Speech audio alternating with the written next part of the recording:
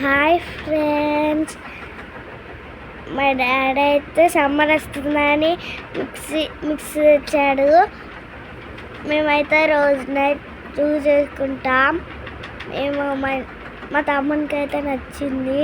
Black and white బాగుంది కదా.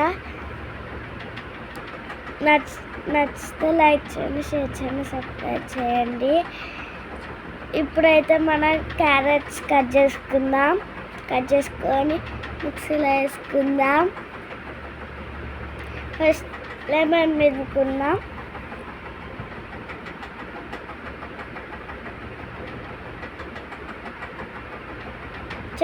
Two spoons చక్కెర వేసుకుందాం.